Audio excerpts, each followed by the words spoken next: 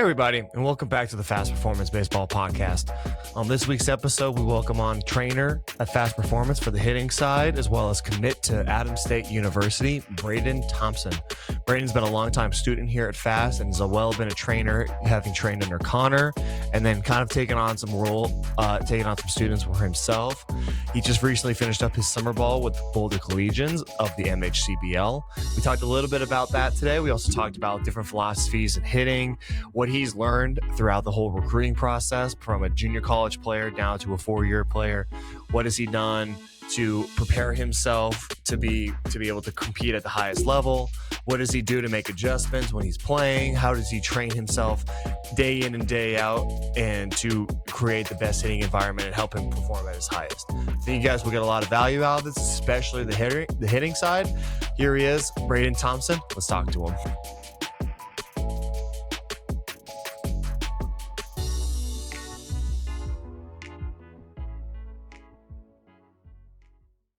Braden, thank you for coming on the show. I'm happy to have you in here finally. I know you've been imploring me to come on.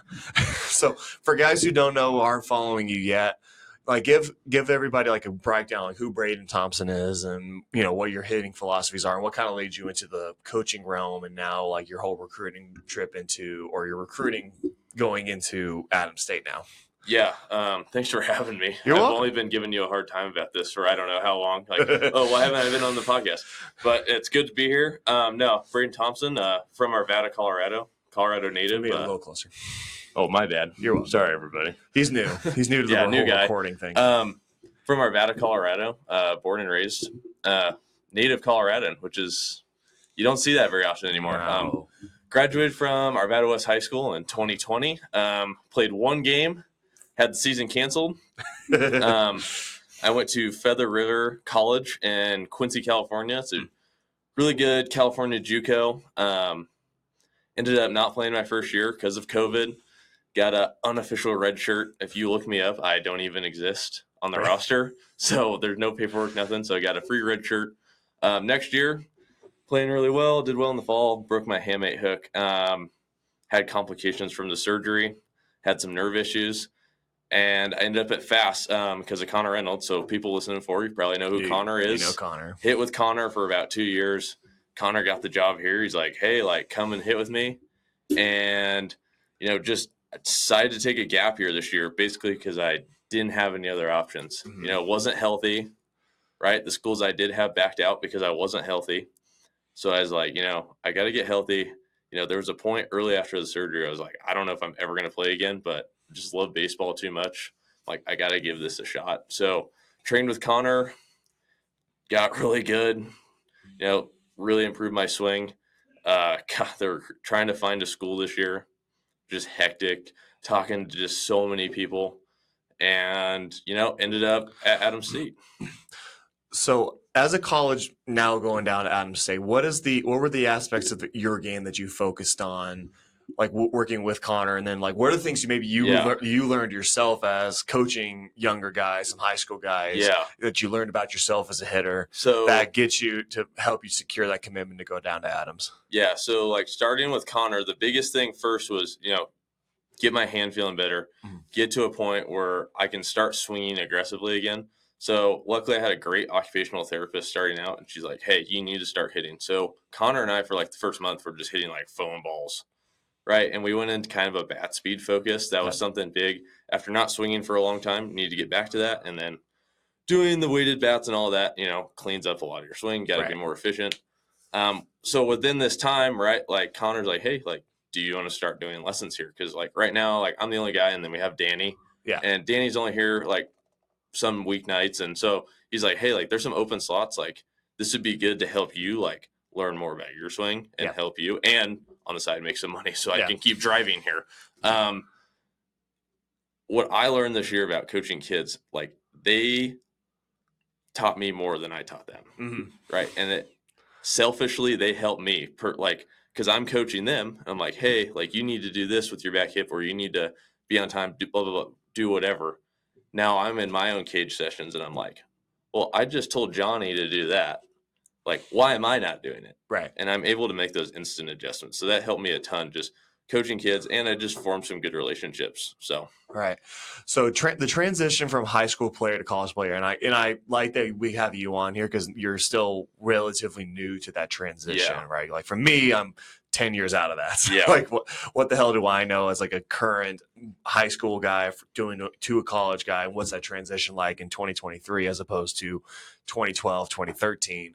Well, what do you think are the major significant differences you've seen from high school baseball to the college baseball, where like your high school baseball career was obviously kind of crazy, for lack of a better term. Yeah. But it was a little batshit. Yeah. As was your first college experience too, because obviously when I was in college and going into high school, like pandemics were the last thing we thought about. Yeah. No one knew. In the knew. recruiting process. Yeah. So what do you the major differences you've noticed between the two levels of the game? I mean, everyone says this one. It's kind of cliche, but it's true. It's the game is so much faster.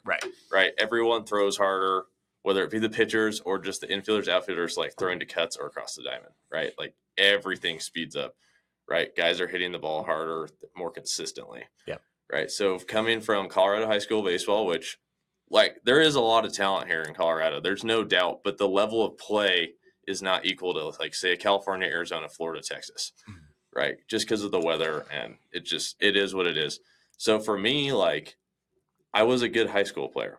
Like I did well. Like I was all conference, whatever. None of that. Go through the whole accolades. Yeah. And then once you get to college, like none of that matters. Right. And so like, for me, went in like with COVID, like had this weird shortened season. And they're like, we're just going to redshirt you so you don't burn this year eligibility.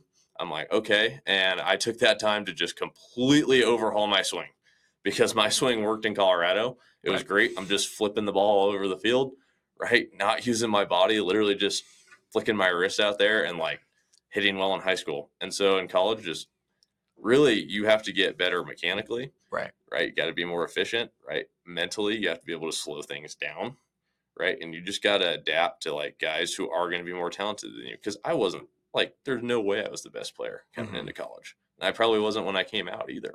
Like, it's just constantly like, be willing to like to risk things, right? To further your career. So now, like when you're saying these, as you've become you've opened your eyes to the hitting coach side, where you notice the things that like, oh, if I took him that seriously, or like you just kind of learn on the fly, just like, oh, here's something I used to, or like the common misconceptions or myths that you believe about improving hitting performance that you often encounter, and how do you work to address them? Like when you bring in a new kid who maybe has a thought that is kind of like, all right, that doesn't actually work, how do you address it and get him out of that mindset? Yeah. So, I mean, when Connor's like, hey, you want to start doing lessons? I was like, yeah. And I started doing that. And so I went like through this year, I went and got like my driveline hitting certificate, the strength foundations of strength certificate. And that laid a baseline for me of what I already believe, like with Connor. I'd say the biggest thing for a kid coming in here, literally no matter what age, I've worked with 10-year-olds all the way up to 18-year-olds this year. And the biggest thing is that none of them load, right? They think they're loading, right? But are they really getting in their back hip? Are they really setting themselves up to that point at foot plant, right, where you're making an aggressive blow to the baseball, right? And you're putting your body in a good spot. I'd say the biggest thing for like any kid, like if you can control your load, if you can be on time with your load, right, like you're unstoppable. Right. Yeah. What are the like? Do you think there are like any myths or are there misconceptions to the swing, or to like a kid's general swing mechanics? The big one I deal with kids is we hit off the machine a lot in here. We're all about like cranking that thing up. You got to challenge yourself. The biggest thing is like, well, I'm just trying to get my foot down early. I'm just trying to put my foot down early. Well, in reality, you put your foot down early, right? You're taking away all the energy you built up in the load we just worked on for 5 months, right? Perfecting and getting to a good spot. And we're like, oh, I just want to be on time, because they're high school coaches, and coaches for years and years and years have said, oh, you got to get your foot in the ground and then you can swing. That's the biggest one I deal with, I think. Yeah. It's that, when do you need to get the foot down? Exactly. So I come from this obviously from a quote unquote novice perspective. Like, I have a general idea enough of hitting to be dangerous, but like, what do you think is like, kind of look at this as, you're teaching a pitching guy how to hit, and, obviously, I'm fairly dangerous in the cage. You've seen me. You've seen me a You couple hit of swings, missiles, dude. Oh yeah, like, or at least there's the potential for that. But like, Yeah. if you were looking at my swing, or bringing in general kid, like they say, like yes, like it's like get that foot down. What is the meaning of that? Is there a like what's the cue that's kind of like you're trying to incorporate Yeah. in the get the foot down that I think Okay. people maybe fuck up or they Yeah. just So misunderstand? this is a great segue because a few weeks ago, I basically had an informal hitting session with our boy Sean O'Hagan in the other room. And Sean's like, well, I'm going to be a grad assistant. Like, I am going to, like, mostly pitching, but, I may end up having to, like, work with hitters. Yeah. And he's like, what can you help me do? So, like, Sean throws hard. Great rotator. Mm-hmm. Like, Sean already loads his back hip, like, does all that, like, naturally. Yeah. Right? What Sean struggled with was, like, being on time. Right? So, like, a big one I think of is, like, think about swinging your front foot down. That helps kids a lot. Okay. Right? And that's a cue that can be dangerous because then you can start to spin off because it becomes like this big rotational move. Mm-hmm. Right? For like Sean, like just telling him like, hey, like make your load and swing like one piece. Right? Right. You got to flow into it. Think Miguel Cabrera. Yeah. Like his load and his hip hinge is like seamless into the swing. Right? That's ultimately what we're trying to get kids to. And that it's hard. Yeah. Right? All this stuff we're talking about, like, but I can do that. It takes time, right? Like, there's a bunch of kids in here, mostly older kids, who I've had to we just had to overhaul everything, right? And it's taken months and months and months to a point where they're like, oh, like I'm a good hitter now, right? Yeah. So, and now we're talking. There's this. The way that hitting is kind of interpreted, like there's two camps almost, right? Yeah. It's the hitting for power and the hitting for average kind of camp, right? Yeah. Like where I think even power hitters, like the older school guys, like, everyone's all about the home run and the doubles and everything. Like no one like just hits purely for average, like a Luis Arez, like it's probably like a, for the older school level of hitter, the hitting coach is like, oh, I love Luis Arez because he just like slaps balls all over the yard and everything like that. So what are the things you work on and you've learned from Connor where you work on incorporating both the power versus and the hitting for average? Because obviously they're two that's important. Obviously, like I would say, like batting average is it's a bit of an overrated stat, where like because it just doesn't tell the whole picture, right? And but we treat it like it is like the granddaddy of all stats beyond home runs and RBIs, But how do you incorporate like hitting for power, hitting for things far more meaningful hits like your doubles, your triples, your home runs, and then just being like, hey, can you just swing yourself on base? Yeah. So I think the biggest thing is like I know Connor was big on this, and I've kind of taken this too. Is like no matter what age of the kid we're hitting with, it's the main goal no matter what is just find barrels, right? And then that comes from the environment we're setting up in the cage, right? So we could be doing front toss with the plyo balls, which are hard to square up, so kids are going to start making unconscious adjustments because it's an external focus, right? And they're just going to start bearing up the plyo balls. Now I think as a younger kid, like just being athletic and free and starting to develop that bat speed, right? That's huge. But we get these high school kids who like, they haven't been trained that way growing up. Now there's a new wave of youth training where it's like, hey, hands off, let the kid be an athlete. Yeah. We are dealing with a generation of kids right now where they're growing up, they did not have that. So I'm like hopeful for this younger generation, like Hirsch's kids, like they're in that right now. Right. And they're going to be studs. The high school kids we're dealing with did not deal with that. Right. So now it's like, okay, you swing the bat 58 miles an hour, right? So bat speed is going to be king for you. Moving the bat fast. Yeah. Hitting the ball hard. Being on time still wins, even in today's age. And how do we balance that with hitting for like just barreling up the ball, right? I'd say that comes down to the training, right? The environment we're setting up, right? We're challenging them off the machine. We're doing high spin fastballs at toughest zone. Yeah. Right. We're doing curveballs. And they're seeing stuff that they're not going to see any Colorado high school pitcher do, maybe except for a few, because there are some guys who can, for sure, right? And they're in here throwing. So just challenging kids, getting the training environment to mimic something harder than what they're going to see, and making them swing the bat fast, making them force them to barrel the balls, putting them in environments to do that. That's what's going to, get that good blend of, hey, we're consistent and we're also going to be able to drive the ball. I just always wondered because you guys talk about finding barrels all the time. Yeah. And that's one of your main themes you work on. And maybe this is it's just verbiage. And this is something I talked about with Stephanie last week, because she had the same, kind of the same premise where, it was kind of funny to me where she talked about why everyone should be a mental skills coach in some capacity, like where she's trained and she's paid and she got the training to be a mental skills coach in sports psychology. It was like, but the pitching coach is a mental skills coach. The head coach is a mental skills coach. But one of the things was like,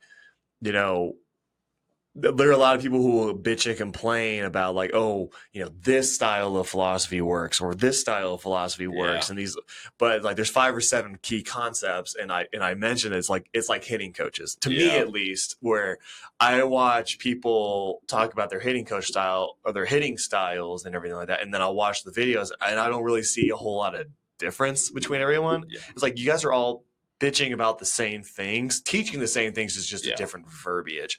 So like where I see like these old school coaches like hit for average, and you guys say, find barrels. I'm like, well, in theory, I would say if you find barrels, you're probably going to be fairly successful. Right. It's like if you're finding barrels, like you're doing your job, and you're going to find more hits than you're not. Yeah. So that's it always kind of just makes me laugh where everyone's like, it's your teacher man style, or it's your Joey Cunha style, or it's a Jeff Fry style, or Driveline, or anybody else, right? Yeah. It's like you guys are all talking about the exact same things. Yeah. It's just different verbiage and different like ways of looking at it. But it's all kind of boils down to the same things. Like we want to find barrels, obviously, because the more you find barrels, the better quality of hits you're going to find. So like something my dad and I have always talked about is like hitting is very simple. The goal of hitting is incredibly simple. It's hit it hard, like find the barrel, hit it hard. Yeah, right. How we get to that, and then you go on Twitter, then you go on social media. Oh, it just becomes a dumpster fire. Yes, right. And I think it's important. Like I've learned this year teaching kids, right? Every kid's going to be different, right? Their movement solutions to get to where we need to get to within certain checkpoints of the swing are all going to be different. Right. So like keeping in mind, like everybody, I'm more of like the Driveline school of thought. That one makes more sense to me because it's data driven and everything's proved with a motion capture lab. Right. Like how can you argue that, Right. But it's still important. Like I've had a kid where like he can't clear his hips. Yeah.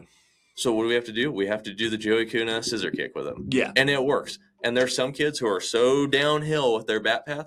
We got to do some teacher man, like get that barrel working backwards, and I think it's important to not get so close-minded about one way or the other. Yeah. Because at the end of the day, like we were talking about, catch barrels. Yeah. Right. The goal is simple. Well, how do we get to there? And it makes me laugh, the whole concept of, it's like the older guys, like all they're teaching is like lift the ball. But like, it seems to me at least that across the board, no matter how you slice it, if it's lifting the ball or whatever, everyone's trying to teach you to hit line drives more than anything else, right? So like, a Jeff Fry who bitches about all the new school coaches, I think he would still say like line drives are better than ground balls, right? And obviously no one wants to teach guys to hit fly balls necessarily, because fly balls statistically are the most likely to be recorded as outs. Yeah. Right. You're fine with some ground balls every once in a while if you find holes, but as the level increases, holes are harder and harder to find.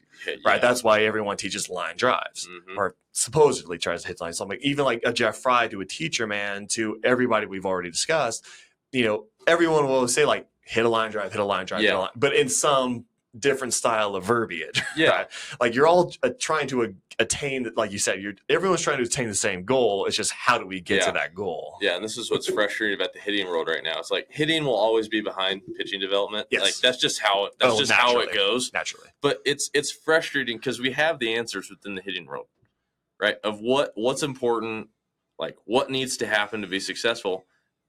And we still have people like arguing, well, should we swing down at the ball or should we swing up at it?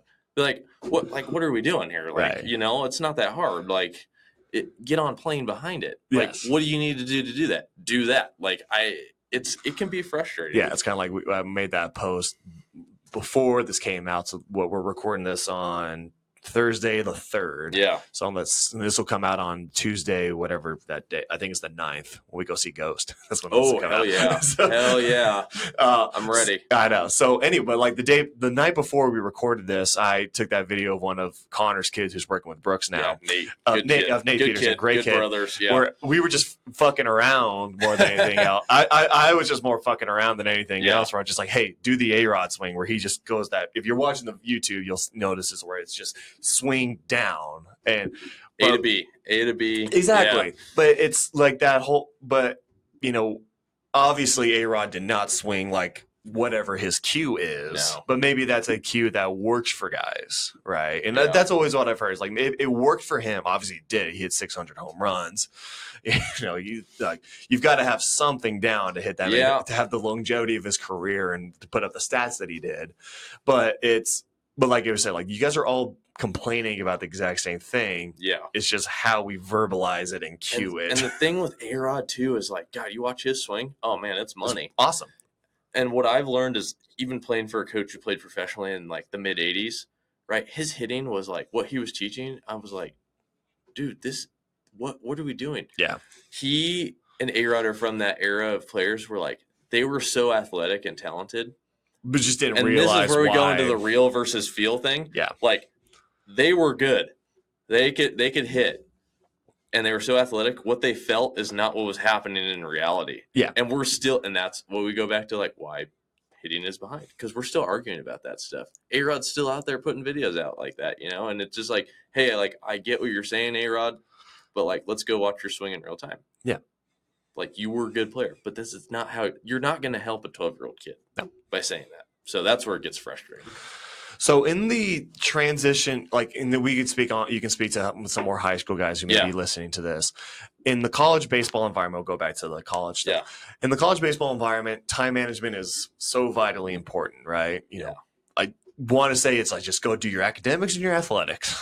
Right, but obviously that's not the way college is going. That's not the way college is going to work. No. You're going to get invited to parties. You're going to get, you're going to meet someone special, like you think is special, whatever that might be. But how do you, what was the things that you have utilized and you will utilize when you get to Adams to find a healthy balance of all three of those? Yeah. Like I was always taught real quick. Like did you ever hear the analogy of like the triangle? No. So I was always taught this I had some coaches back in the day. It was like college, if you're a college athlete, you have a triangle. Yeah. Right. You've got your academics, your athletics, and your social life. You better pick two because you can't manage all three. Oh, okay. But maybe for me at least, I was like, I think I did. You did okay. I think I came out pretty good on all three of those facets. But maybe I went to a junior college in Kansas where the standard of education is a lot lower. Yeah. Yeah, so I mean, I went to JUCO too. Yeah. For 2 years, and so if you told me like this year I'd be taking the gap year and coaching kids and like trying to find a school at a high school, I would have told you you're crazy. Yeah. So, but my last 2 years in junior college were basically like went in during COVID, so all the classes were online. Yeah. And what they don't tell you is like, oh, you got to take care of your grades and you got to do your school, which is true, but your main focus is baseball. Yeah. Right. And for me, it was like, yeah, I do well in school, but like I don't love school. Yeah. Right. Like, so we have all these online classes. There's no practice restriction in JUCO. I mean, I'm on the field for 7 hours a day, and I loved that. Mm-hmm. So when I went to Adams, the biggest thing they told me was like, hey, like it's going to be different because we're not allowed to practice as much because of the NCAA rule violations. So for me, like my family and I've always talked about like, hey, like educate, like school will always be there. Yeah. Right. Your baseball career will not be there. And what kids don't realize, if you're in high school, you are at the end of your career. Mm-hmm. When you're in college, you're even closer to the end of your career. So like, what are you going to do day to day, right, to maximize like this short window of time? Because the 2 years in junior college and this year has absolutely flown by. Yeah. Right. So I'd say for like time management, for me, it was easy. It was like, get up, make sure I eat. Yeah. That every day you got to eat something to start. And no matter whether we're practicing early afternoon, late afternoon, right? My day always revolved around baseball because that's what is most important right now. Mm-hmm. And then like at the end of the day, when everything's said and done, like if there's schoolwork that needs to get done, like I will get that done. I've never really had an issue with time management, like just because I love baseball, and so it's like I will do whatever it takes, like to be on the field. You know what I mean? Yeah. So, Did you employ any like specific strategies that you had learned back in like throughout your life? Like, maybe I set up a calendar or I set up a planner or anything like that. I write things down, like what I need to be doing, right, and make a checklist before I go to bed. Kind of whether I write down or in my mind, like, okay, like here's what we're doing in order tomorrow. Like here's what needs to be taken care of, right? Whether that's I have class in the morning, right? What am I doing after class? Am I going to go lift before practice, right? Whatever it is. And then like in JUCO, our schedule changed every day. So it's just, it's being adaptable, right? You've been to JUCO. It's not pretty. No. Right. I grew up so much in junior college too, right? Because I was thrown into, right, there's no meal plan. No one's doing your laundry. You want to eat, you got to cook. Yeah. And so it's like you grew up really fast. I mean, you're taking care of everything by yourself. So, yeah, I mean, to me, it was more my environment, I think that just helped me set me up for like, hey, here's like what you got to do every day. So, right.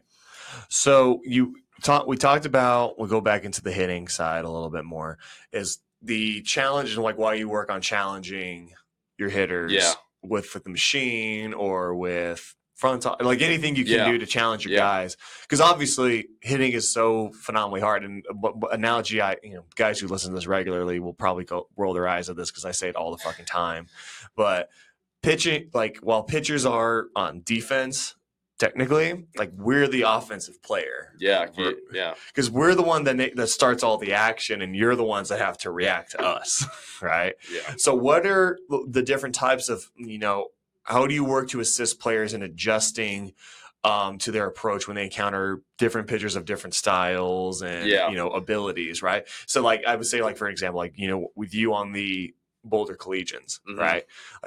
Like how would you, work to adjust yourself to like a guy like Carter Swan who throws low 90s, high spin fastball, gross slider, and a wicked splitter. Yeah. And versus like, and then like right after him comes in like a CJ Pino. Throwing the UFO changeup. Throwing UFO changeups at like 80, 82, slower, lower, like where that's just a massive difference in very different styles. Yeah.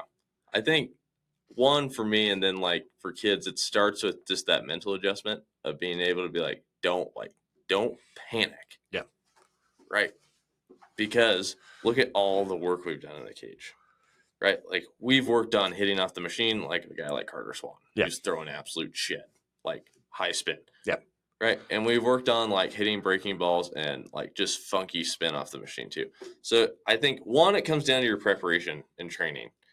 Right. Like, I don't think kids realize that. Like, you can't go into the cage and just hit front toss with your boys for like an hour and be like, okay, like I got better. Like, like you got to come in here and like, we're going to challenge you and make sure that you're seeing stuff that's going to be more difficult than what you're going to see in the game. Yeah. And for me, that's been huge too. Of like, well, I just hit the machine that's way better than this guy out on the mound.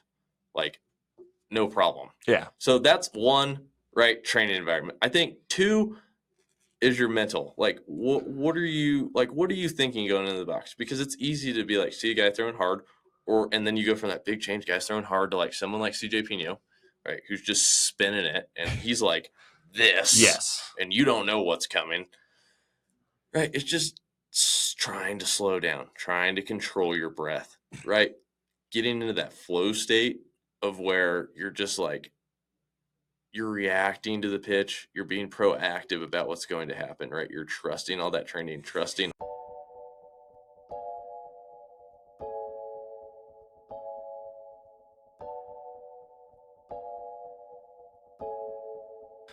Hey guys, just want to take a quick moment. I hope you're enjoying this interview with Braden, this good conversation we're having with him. I wanted to ask you though, like I've told you about these last few weeks, everything about the show comes down to you guys helping us find new guests, people you guys are interested in, or topics you guys are interested in. And I just need your help expanding this community, right? Adding more and more people to the community, people who would get some value out of the information that's brought to the show from the guests we bring on, from Stephanie like last week, JC, Joel, and Jason, Coach Vig out in Mesa. Anybody you guys are interested in, please let me know. I'm happy to try to get them on, but I need you guys' support to generate that. Please like, share, and subscribe to the channel and to the show, and send them out to your friends to let them know about the show and how we can help them expand their baseball careers and help their baseball performance. Back to Braden.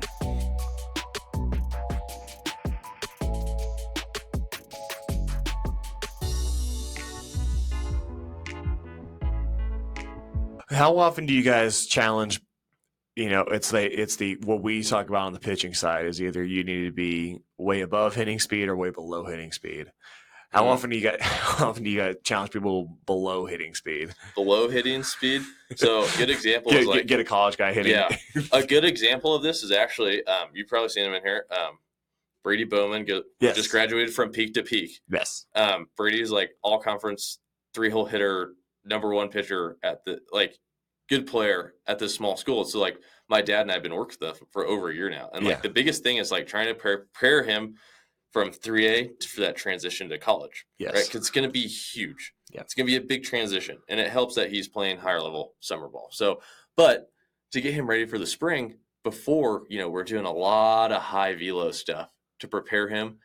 And what we realized, he doesn't see that. Yeah, right before tryouts is the only time he's going to see that is against Eaton High School. Yes. Where they have 3 dudes who can absolutely pump. Yeah. And so he was ready for that. But was he ready for the little charter school with 20 kids and they're throwing 55? Because he's going to see it. Yeah. So literally I had my dad go down there and literally lob from 50 feet. Yeah. And he just figured it out. Try not to coach him too much. Let him do it naturally and let it come to him. And so I'd say I am bad about we do need to train under speed a little bit more because it is so challenging. Connor, when I was hitting with him, we did a lot of hey, we're going to crank it up and then we're going to go really slow 12-6 curveballs. Yes. And that is so hard. Oh, yeah. And even hitting velo is hard, but we work on that more, I'd say. I always felt like when I hit, and a lot of the hitters I've always talked about, it's that you kind of hitting against the harder guys because that's what you always kind of train for. Yeah. Right. You want to be ready to hit the 85 plus, but then you could bring in the slow guy and you're just like, oh shit. Yeah. Because they're just because then it turns into the whole now you feel like you got to change up your whole approach. You've got to change your position in the box. You got to, and you start doing things that you've never trained yourself to for me at least. I was always I always wanted to be on the back line of the batter's box. Yeah. Was always my comfortable spot, but then I'd see a soft throw. I'm like, oh man, now I got to go scoot up all the way to the front of the box. And I'm just oh, this feels weird. I don't like being this far up. Yeah. I don't want to be that far away from the catcher and the umpire. And so is there how do you adjust, just get guys to train to just be comfortable being up in the box and, feeling like you have to wait an eternity before the ball gets there. I think a good example of this is playing for the Boulder Collegians this summer. Yeah. We only lost 5 games this summer. Yeah. Hammer the ball. I think we averaged 7 or 8 runs a game. Yeah, you guys did really well. Yeah. The games we lost were literally against guys who were the slow ones. Scouting, yes. Yeah, the scouting report on us became if you throw a guy who's 85 plus, he will get hammered. Yes. Right, because we're all really 1 through 9. Our 9-hole hitter could have been a 3-hole, 2-hole hitter at his school or whatever. Right. We were that deep in the lineup. So the games we lost were literally teams figured out, well, if I just put some guy who's graduated high school who's throwing 72 from the left side out there, we have a shot. Yes. And so but then we lost a couple games doing that, and we're okay, we got to figure this out, because we can't keep doing this. Tony's getting frustrated, we're getting frustrated. Hey, we got to win these games. So the biggest thing, I think a lot of guys, 1, just got up in the box. 2, for me, I started going no stride. So it's just that thing. It's you just got to trusting your athleticism. Yeah, and it's just it's at some point it comes down to you got to trust your athleticism too. For me, it was hard to just be well, yeah, because I was like you. I'm on that back line of the box. I'm giving myself all that space to react to the pitch. Yep. Now it's okay, I'm going to get up in the box. I'm going to go no stride. I'm just going to hit line drives over shortstop and second baseman's heads. Yes. Yeah. And it's just trusting your athleticism, trusting yourself to take those risks in game, because that's hard to do. Get out of your comfort zone and well, I'm going to change where I stand. I'm going to change my swing a little bit. do stuff like that. Yeah, I think it just comes down to like just trust yourself and be athletic. Right. So when we talk about getting ready for college and getting ready, or sorry, I didn't want to do a different thing. We're obviously at Fast Performance, we are a very data driven facility. We love data. We're that kind of facility where we want to leave no stone unturned more than anything else, right? What's the data driven insights that you guys incorporate on the hitting side, and how do you use that and communicate that to hitters to improve them? Right. So first, like, we're going to have a blast motion on, right? When we swing, we're going to get metrics on every swing we take, right? Whether it be where we have the hit tracks up or we have the TrackMan going, right? When pitching side's not using it. Yeah. Which is a lot. So sometimes we don't always have some ball flight, but at least we have like some blast motion or something like that. Right. The biggest thing is like bat speed is going to set your floor and your ceiling, right? Of how much damage you can do, like how hard you can hit the ball, right? We already know like higher exit velocities, like the harder you hit the ball, like higher percentage you have of being successful. Yeah. Right. So I'd say like when I coach a kid, like I'm trying to get the baseline. Okay. Where are we at on bat speed? Okay. Where are we at on exit velo? Okay, because that sets our floor and ceiling. Like, where can we go from here? And then we get more in depth in the blast motion. Like, okay, what is your attack angle, right? Are we really steep through the zone, or are we really like uphill? Yeah. Right. And then we're getting their bat fat figured out. And then we're looking at their rotational acceleration. Like, okay, how well are they rotating? Right? Is that bat staying connected to their body as they turn? Right. And then you kind of like use the feedback from the blast and the hit tracks, go back and forth. Like, okay, so we're trying to make this adjustment so we get to a certain range of numbers on the blast metric, right? Mm-hmm. Okay, what does that show on hit tracks? Oh, our exit velo went up. Now we're in an optimal launch angle range. Right now in this whole cage session, like, look at our average exit velo. We just went from 88 to 92, right? So it's that instant feedback is so big, especially for kids, like to look back at the screen and be like, okay, well, I just tried something subconsciously and it worked. Yeah. So now I need to repeat it. Or I just gave somebody a cue and that worked. And then that just helps ingrain like what we need to do well. What are those things that set off alarm bells? Like if there's like if there are numbers that are off, like, maybe he has pretty good bat speed, but he's not getting good exit velocity. Or maybe in the inverse, where maybe he gets good. He's got good exit velocity, but maybe a bad bat speed. Good question. And what are the things that set the alarm bells off like that? So I'll use myself as an example. Earlier in the year, hitting with Connor, right? Like when I started getting, my hand was starting to feel better. Exit velo was climbing. Yeah, it was climbing. I was in like low hundreds, like consistently when I'm barreling up the ball. Right, my misses were in like that 95 to 97 range off the bat. Pretty good. Yeah, really good. Right, rotational acceleration, great. Bat speed, like not amazing, but like good enough to like where I'm still going to be able to do some things, right? Look at my attack angle. I'm averaging like 18 on attack angle, which means like I am so steep. So coming up, almost like trying to hit pop-ups. Oh, yeah. I'm like so steep through the zone. What I didn't realize is like, I'm able to like score with the ball. I've always had good bat to ball. Like, that's something I've never really had to train very hard. I just wasn't giving myself enough time in my backswing to make mistakes. Okay. Right. So trying to flatten myself out.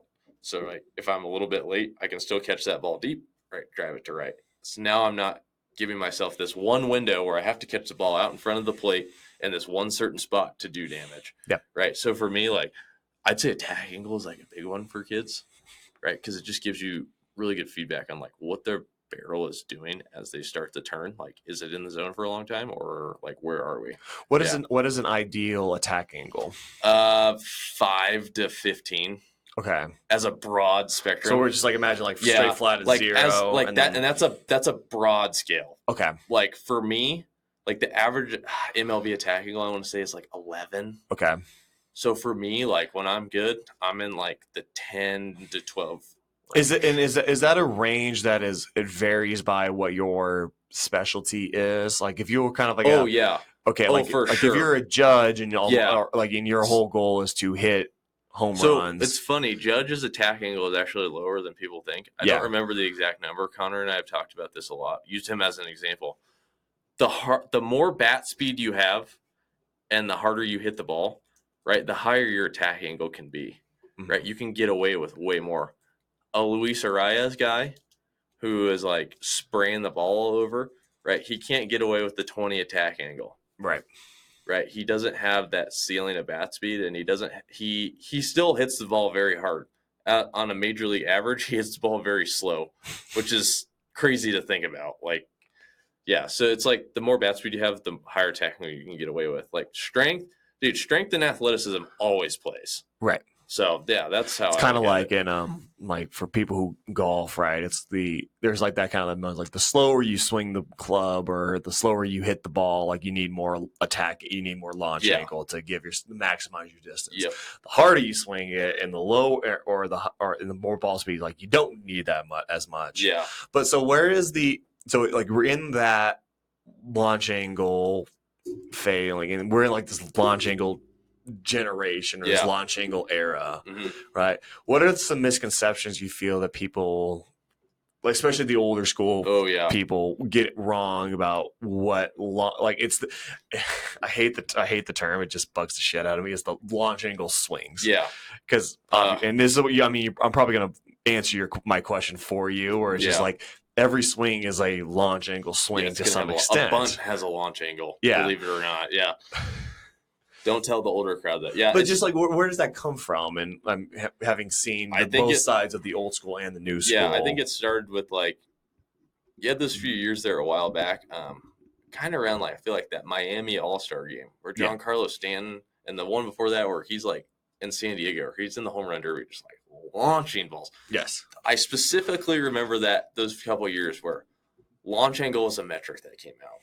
Right, that we can now see off the StatCast. Like you can go online and see what that launch angle at every hit was, and you have people like, mention our boy A-Rod again.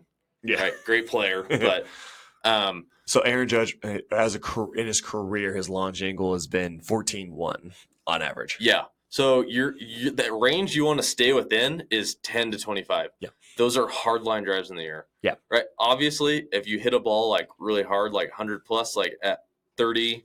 32, 35. Go.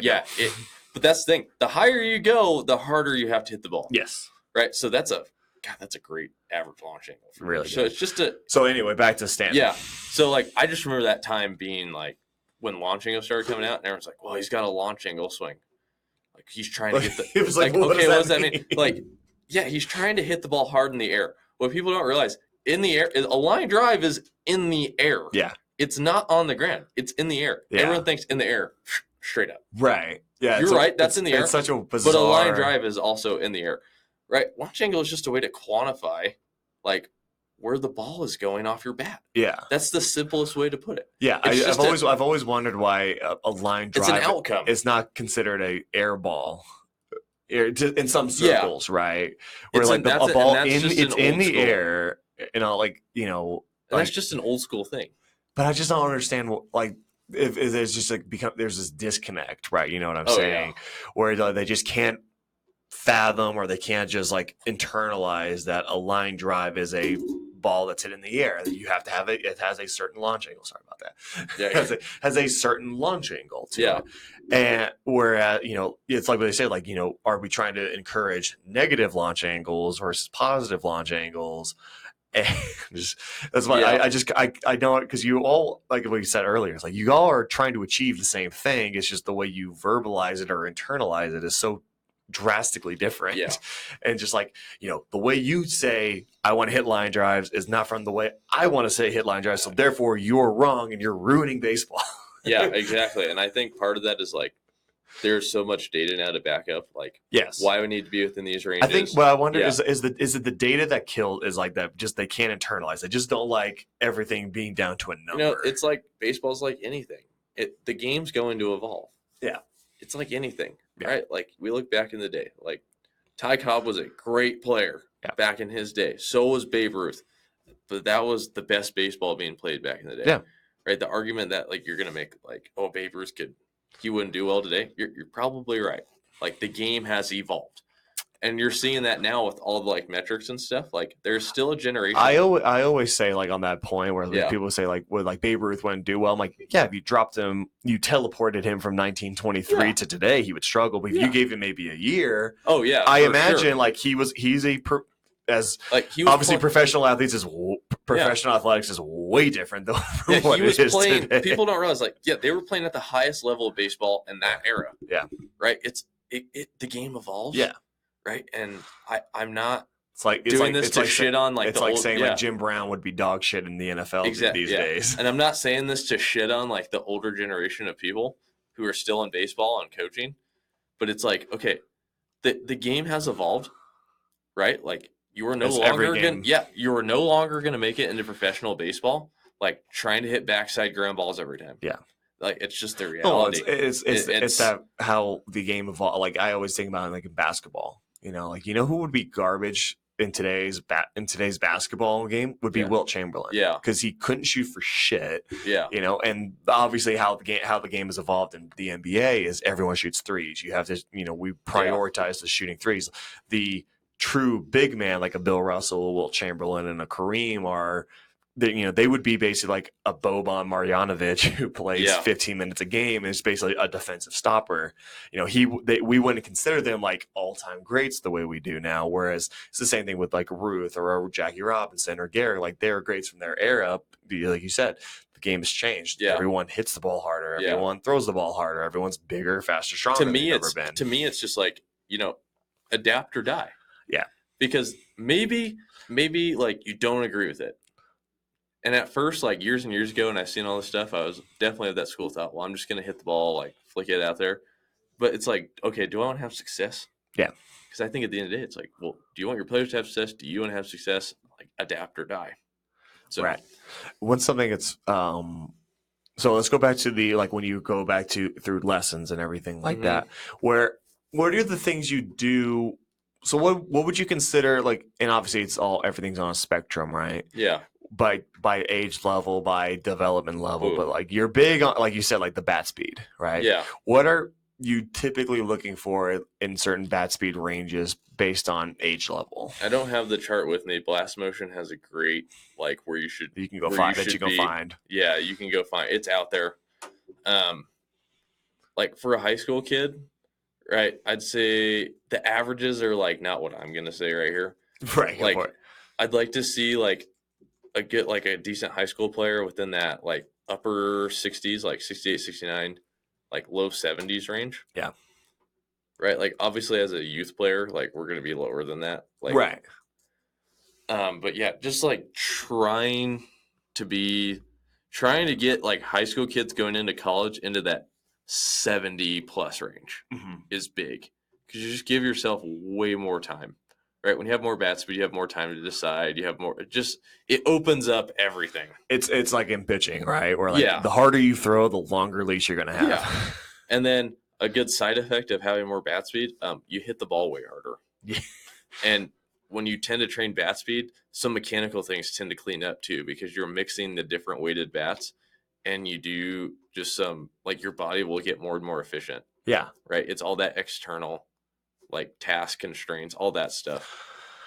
What are the ways, like if someone has a lower bat speed, how do you train Sometimes like a lot of kids, like they might have a low bat speed, but it's because they're like a big glaring mechanical thing. Like a lot of times we can clean up the way the kid loads and then how they sequence to get to the ball, right? We'll see like a big jump in bat speed. Right. Right. Because they're just getting more efficient.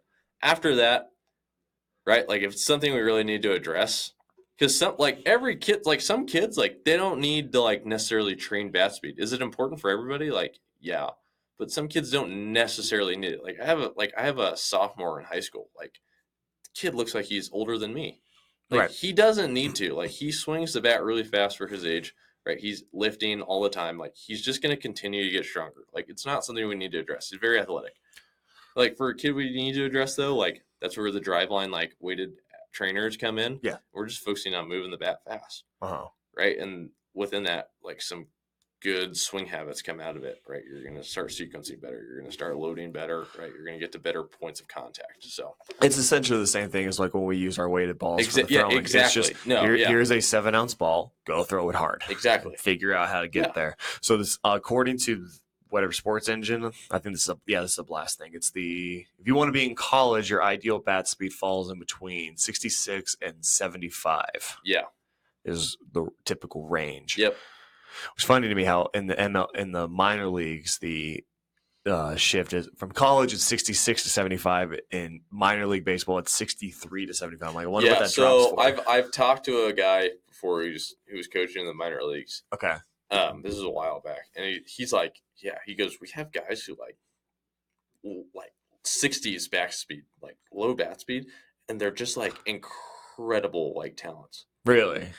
Yeah, because I feel like when you get to that pro level, you get some anomalies. Yeah. You're going to get guys who are just so incredibly athletic and talented, like they get away with stuff like that. And then you have the other spectrum, why it says, what does it say, 63 to what? 63 to 75. Yeah, 75. Most guys in pro ball, like when that guy from the Yankees was in here in the offseason. Grant, Grant, he's like, dude, he's like way high. He averages like 79.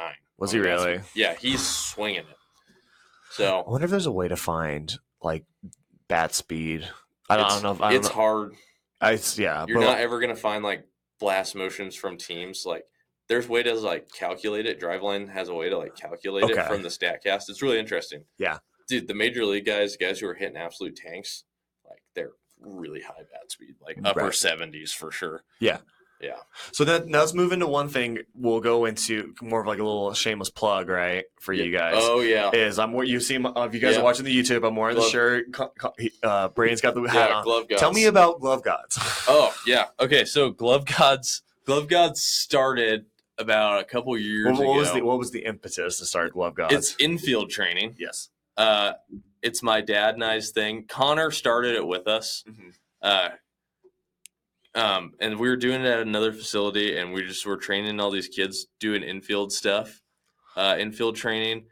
What it's kind of become, we came over to Fast, and it's pretty much turned into just my dad and I running it now. And it's all infield training. It's turned into Glove Gods training and performance. So I've kind of rolled it into the hitting side. That's like my brand. Yeah. And my dad helps with some of the guys too on the hitting side. Like he'll throw like while I watch, but, yeah, Glove Gods training performance, man. We're just running it out of here. It's infield training.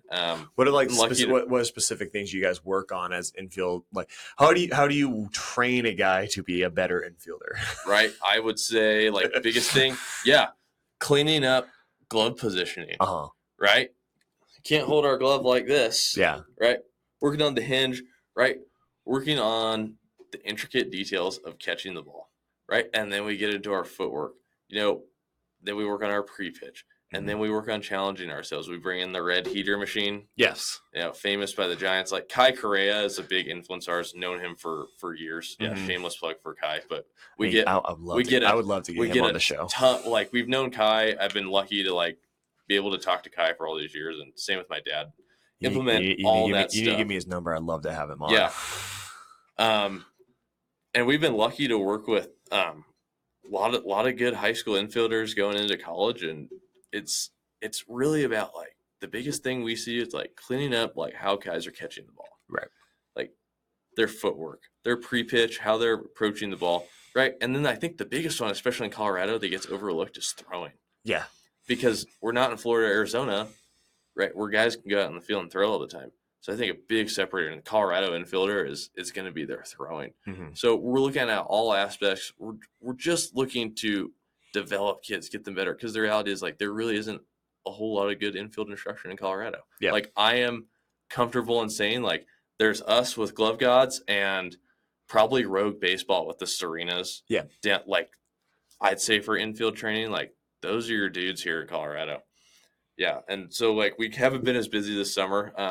We've been still running some stuff with guys in here, but yeah, I think this winter I'm gonna have to leave. But yeah. I mean, Dad's gonna hit it hard. So if you're watching this and you want to develop infield and get good, let's get on the website, come in.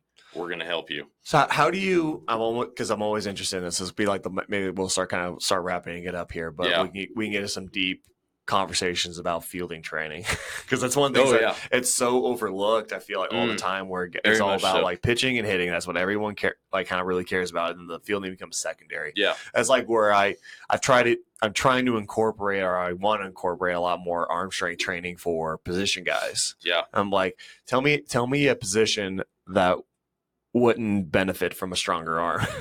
No, there isn't a position. Maybe first base. I play first base. But like first base theoretically, but they're going to need to make throws. What I've known, like, I was a pitcher in high school, so I've always been on the driveline protocols. Yeah. Even when I became full-time position player, I never stopped throwing plyos, never stopped doing any of the protocols because first base. There's another topic. Go for it. But first base is like, no, I hate everyone overlooks first base. Like, oh, you just put anyone over there. Like, no, you can't. Like, I'm sorry. You cannot just put anyone over there. Okay? The throws that first base has to make are some of the most important. Oh, yeah. Because where's first base throwing? Home or third? Yes. What happens if you throw a ball past home or third? Yeah. Run scores. Exactly. Those are your main throws. Oh, and turn a double play to get 2 outs? Yeah. First base makes some incredibly important throws. And although they're rare and they're not as common as like a shortstop getting a routine ground ball, throwing it across. There's way more but like you're saying, like everyone can benefit. So that's like one of the big things we've tried to do with Glove Gods is like, yes, we are working on catching the ball. We are working on our footwork, right? We're trying to create these game-like situations in our training, but we still need to make sure because bad throws win or lose games. Yeah. And that's always in the back of my dad and I's mind about like, hey, we need to make sure our guys, they can field. We know that. But we need to make sure they're going to make good throws across the diamond. Right. That was when I was growing up. My dad always had the whole thing. Like we would do like, the ground ball shit you do in the yard and all that. Like I would field the ball and make a dog shit throw. I was like, well, you did one half of the play. Yeah. You got to be able to complete both halves of the play, basically. So important. Yeah. So we can start wrapping up here. I always ask this to every guy person that comes on is, you're now a college athlete. You've gone through the whole ringer. You've seen just about everything for a guy your age. What is the number one piece of advice you would give to listeners of the show, high school guys, some college guys who maybe, stay the course on and like they want, like for high school guys, because obviously you can't say anything for pro ball just yet. But, what's the number one piece of advice you'd give to a high school player who wants to play in college? Yeah, I think we didn't get into all of it today. We touched on it a little bit earlier. I mean, my story more. Mm-hmm. I've been through some shit. Yeah. In the past 3 years. It's to say it's been a wild 3 years would be an understatement. I think if you really like baseball, right, you won't be a victim. Don't be a victim. Mm-hmm. If you want to do something, do it. Figure out what you need to do it. For me, right, it was to get healthy this year, right, and come in and train for a year. And I understand. And don't be afraid to take risks. That's my other advice. Like, do not be afraid to take risks. Don't be afraid to change your entire swing if it's not working. Right? If you're so bad, you might need to change something. You might need to seek outside help. Take risks. Don't be a victim about your own life. Take control of your life. Like, go out, persevere, get through it. Because if you really want it, like, you can do it. You just have to be able to sacrifice. Like, for this year, like, my best friend goes to Mesa, doesn't play baseball anymore. I could have easily just said, like, hey, like, I'm done playing baseball. Like, I'm going to go be with my boy, Trevor, like, love him to death. And he was like, even like, hey, dude, like, you can just come live with me. Like, it's cool. Like, I'm like, dude, I can't. Yeah.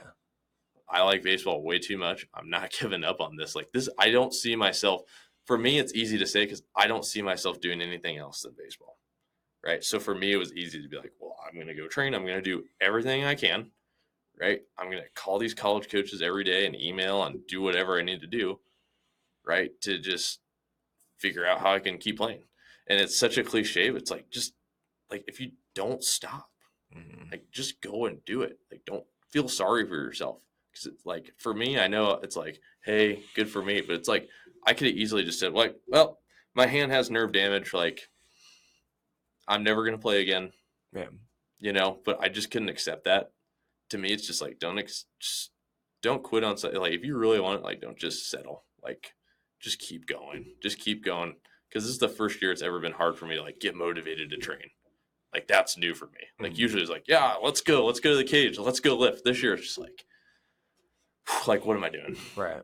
It's just keep going. I know it's such a cliche. But it's like, keep going. Don't be a victim about your own life. Just keep going. It doesn't matter like what happened to me in the past, right? I don't want people to feel bad for me, because if we didn't get into it, but I've had a lot of people like, oh, dude, that sucks. Yeah. I'm like, don't fucking feel bad for me, right? Like, agree. I'm going to Adams. I'm proud of myself for that, but it's like, I'm not done, right? That's great. That was the first step, finding a school. Now it's like, okay, what am I going to do to be successful at Adams? Because shit's not guaranteed anywhere. So yeah, that's all I got. Sorry to ramble there for a little bit, but just fucking keep going. Just get through it. Don't feel sorry for yourself, right? Just keep going. Nice. Awesome. That's a great advice. I love when people do have like a little bit of a personal story to it. So where can people find you where they want to reach out? Like throw out all your throw out all the shameless plugs here, Braden. First of all, go follow Glove Gods on Instagram. You can see it on Cole's shirt. That's literally our handle, right? Our bio is going to be, you're going to see us. It's going to be Denver's premier infield training. That's us. Please go follow. We're about to get real active here, so you're going to want to follow that. And we just got some sweet apparel. Great swag. Maybe we could hook you up with some apparel. Great swag. Yeah, absolutely. For me, my Instagram is boring. You can follow me on Instagram if you want, B_Thompson34, and then same handle for Twitter. You can go see all my hitting videos and go see what I've been doing and stuff like that. But yeah, I'm not real active on social media, but maybe we got to get you going. I know, dude, I'm bad. You can go see all my swings and stuff on Twitter. That's basically what I have. So yeah, but yeah, Glove Gods for sure. Please go follow that. Follow us if you need hitting infield. Yeah, please feel free to reach out. So awesome. Yeah, Braden Thompson, thank you so much for hopping on. It was a pleasure to have you. Yeah, thank you for having me. It's about time. Awesome.